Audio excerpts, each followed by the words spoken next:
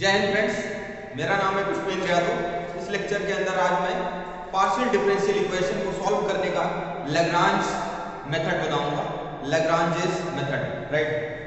सो देखिए क्या है लैग्रांजेस मेथड। लैग्रांज इक्वेशन, सबसे पहले देखो किस टाइप की इक्वेशन को हम ये मेथड यूज करेंगे सॉल्व करने के लिए। एक quasi linear partial differential equation of order 1। Order 1 का जब कोई quasi linear partial differential equation order 1 का हो, राइट, और किस फॉर्म का हो, P P plus Q Q is equals to R, that means capital P into small p plus capital Q into small q is equals to R type का हो कोई quasi linear differential equation, तो उसको हम solve किस method से करेंगे? Lagrange method, right. Where P Q R क्या है? Functions of x y z है, right. Now method of solution.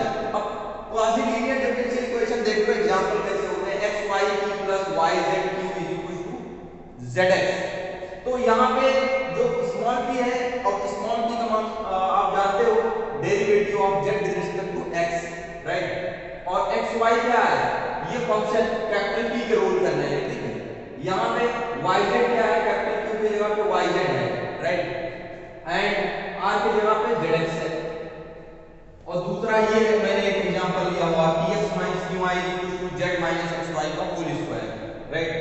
Now method of solution, solve करने का मेथड क्या है? देखिए इसको सॉल्व करने का method p p plus q q is equals to r by the Lagrange's method. तो सबसे पहले कोई डिफरेंशियल इक्वेशन है उसको हम इस फॉर्म में लिखेंगे, right. Capital P into small p plus capital Q into small q is equals to r type में लिखेंगे। देन ऑक्सिलियरी इक्वेशन लिखेंगे। जो डिफरेंशियल इक्वेशन है इसका ऑक्सिलियरी इक्वेशन pd में इस तरह से लिखेंगे। ऑक्सिलियरी इक्वेशन स्टेप 2 में dx upon p, right. dx upon यहाँ पे जो रहेगा कैपिटल P रहेगा, right. dx upon capital P dy upon q, ये वाला q is equals to dz upon r। तो दिस इक्वेशन को हम कहते हैं ऑक्सिलियरी इक्वेशन लिखेंगे। स्टेप 3 में क्या करते हैं? Find two independent solution. तो इसको सॉल्व करके हम टू इंडिपेंडेंट सॉल्यूशन निकालते हैं। पहला phi1 xyz equals to c1, दूसरा phi2 xyz equals to c2। दो सॉल्यूशन निकालेंगे। देन जनरल सॉल्यूशन इसका इस तरह से गिवन होगा f of c1 c2 f of c1, c2 equals to 0। तो this is a general solution, right. Now एक क्वेश्चन मैं लेता हूं, सॉल्व करके आपको दिखाता हूं, राइट। ये वाला क्वेश्चन देखो कैसे सॉल्व करते हैं, राइट।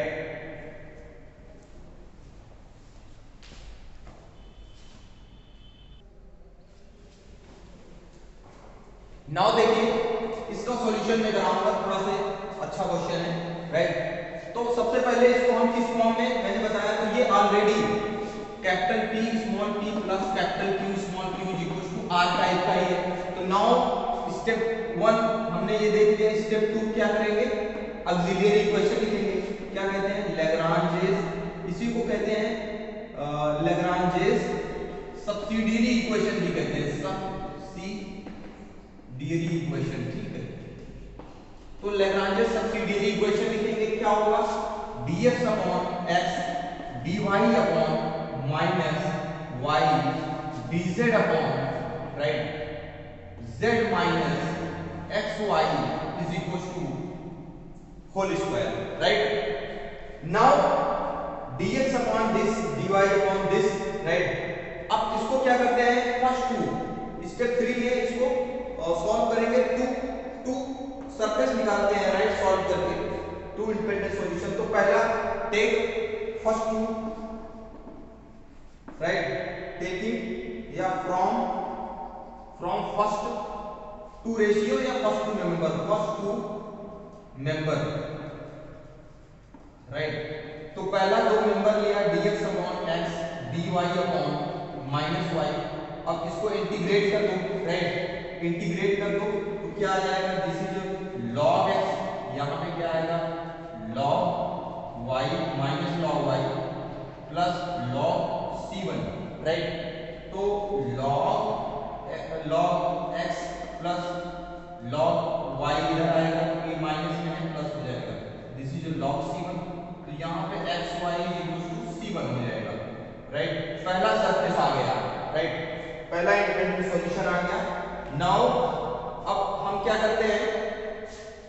राइट। सेकंड सरफेस ले लेते हैं, राइट, या इसको ले लेते हैं या इसको taking again, taking first and last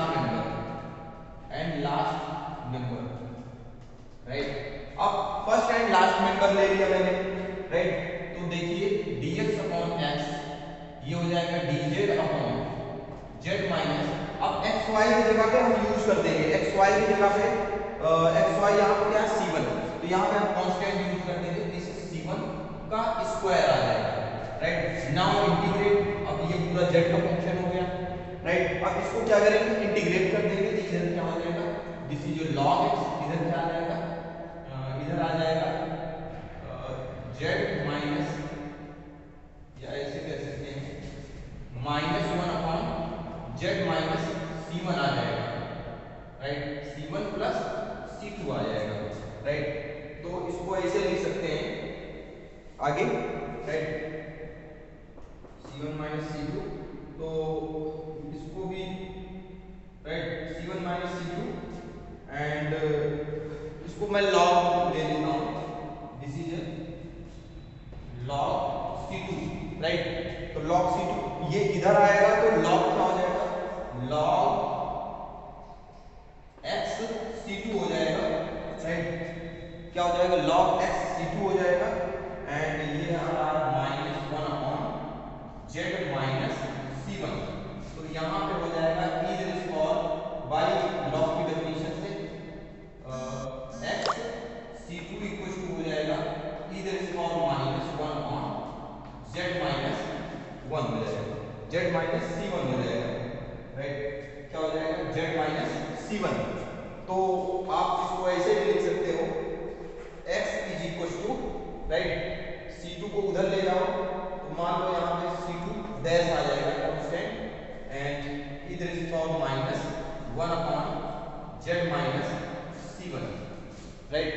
अब c1 की वैल्यू डाल दो, तो यहाँ पे, right, x equal to c2 e to the power minus, right, 1 upon z minus c1 की वैल्यू है xy, तो दिस इज यहाँ से, राइट, c2, या यहाँ से ऐसे भी दिस इज c2, और इसमें c2 आ गया, इसको और मोर जनरल हम ऐसे लिख सकते हैं, राइट, इसको इधर ला लेते हैं, तो c2 को हम इस तरह से x into e to the power minus में है, राइट, इधर साइड में आएगा तो प्लस में हो जाएगा, तो z माइनस xy, तो दिस इज c2, राइट।